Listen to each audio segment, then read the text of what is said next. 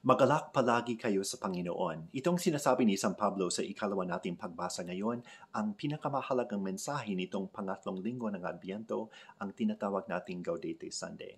Sinisindihan natin ang kandila ngayon sa ating mga korona na sagisag ng galak. Nakakalak syempre tayo ngayon sa isip kung anong matatanggap natin mga regalo ngayong Pasko. Pero ang tunay na kagalakan ay hindi nakikita sa matatanggap natin kundi sa maibibigay natin.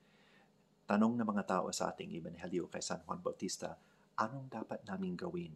Sinabi niya, ibigay niyo, ibahagi niyo sa isa't isa ang anumang mayroon kayo. Isipin kaya natin, ang lahat ng natanggap na nating biyaya mula sa Panginoon, siyang nagbigay ng lahat, pati ang kanyang buktong na anak para sa ating kaligtasan.